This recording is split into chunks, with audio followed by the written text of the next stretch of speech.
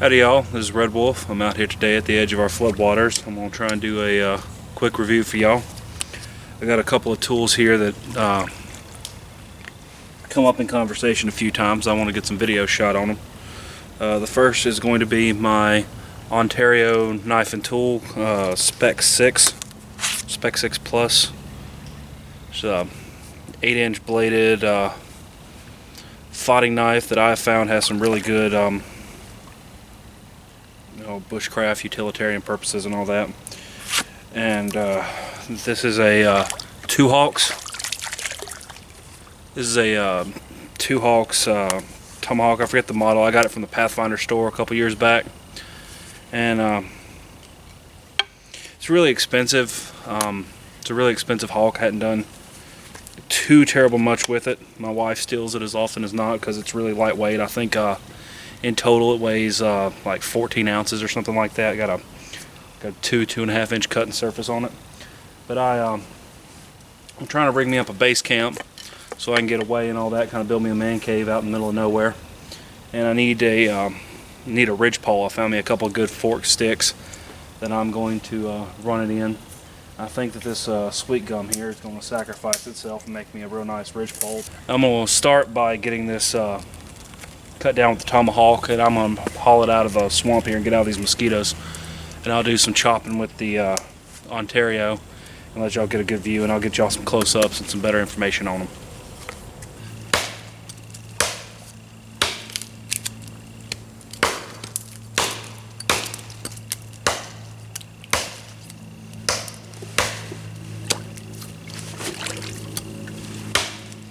Now, for such a small hawk, this thing bites really deep.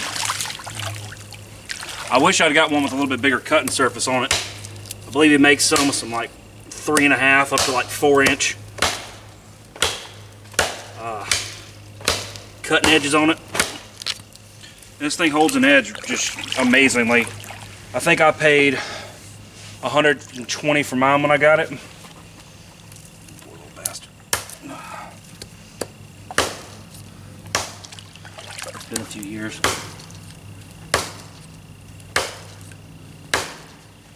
I tell y'all, it's a lot easier to hit the thing when you ain't talking. Let's see. Push it.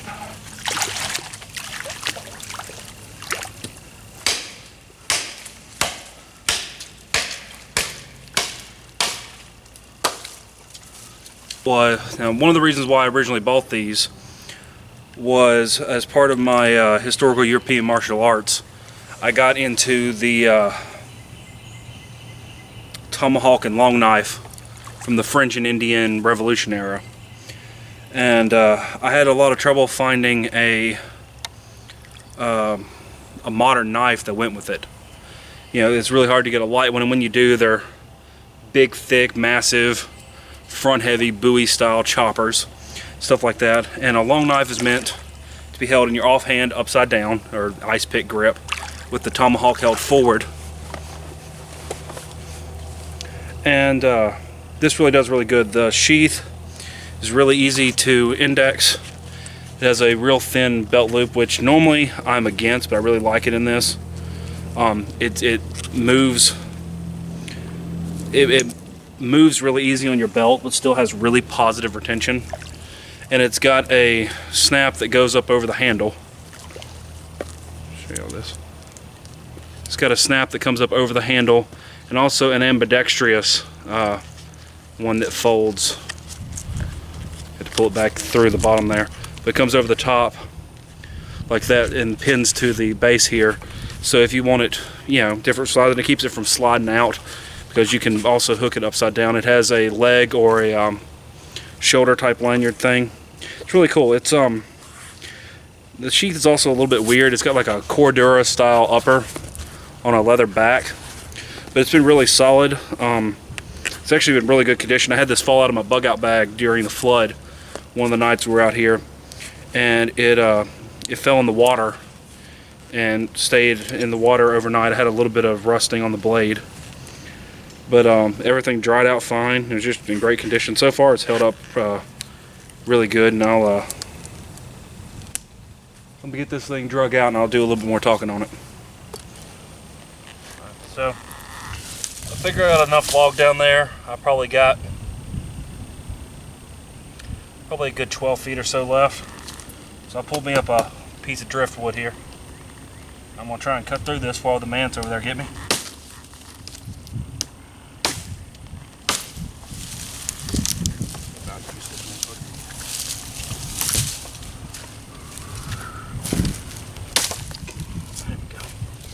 Alright, so I've got another 8-9 feet of the top of that sapling cut off here. And I figure I can use this to make a few points about these knives. First off,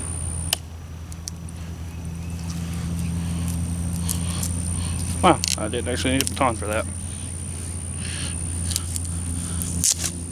And that's a problem.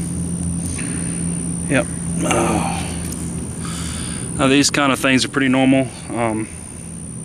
Not too bad. I can probably finish this. I might go get this dressed right fast so it looks a little bit prettier on camera. But we got a real good, easy split out of that. Damn. Nice knife. Alright, so I'm going to be right back. I don't know if how much of that got recorded. Got a little injury there with the... had a knot in here give way that I wasn't expecting.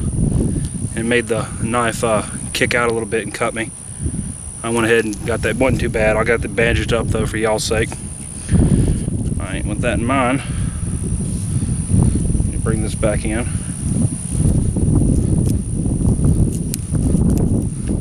Be a bit more careful with it this time. Show y'all what I'm going to try and do right here.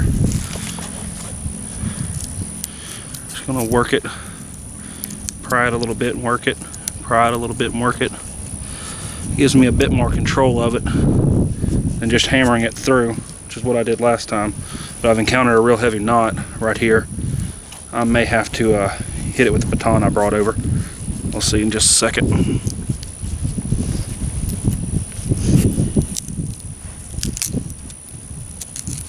Nope, it cut through. And what we're gonna do, get our blade up in here. Alright, we'll cut them.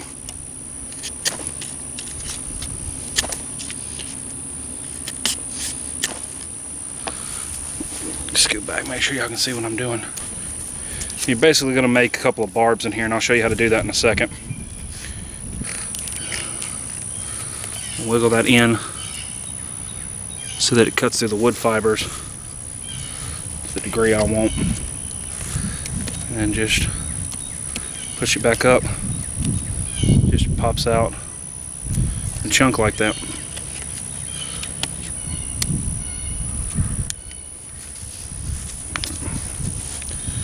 Put a little bit more barb on here, a little bit more of a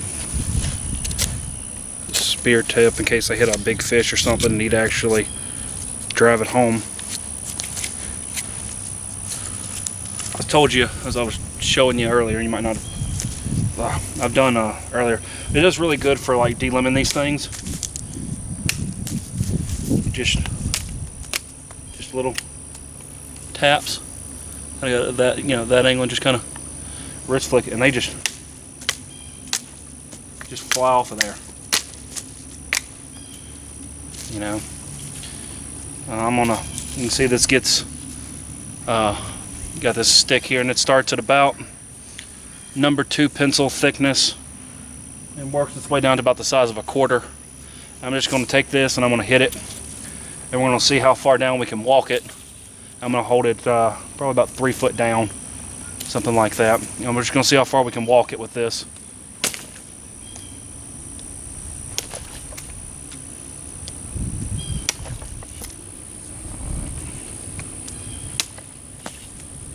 Alright, so that's where we're at right now.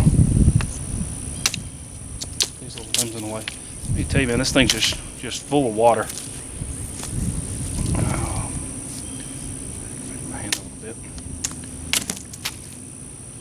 You can still see we're getting pretty clean. Alright. So I'm going to say about dime thickness is where we're at on this mug. And that's not too bad. And you can see that's really clean. 1 little 2 hits on it gets it situated and done. And, you know, and it carves We've seen just carves this stuff real quick and clean. Yeah, overall, as a fighting knife, as a bushcraft knife, as a survival knife, this is definitely on my short list of one tool options. It's not quite as good of a carving knife as a Mora.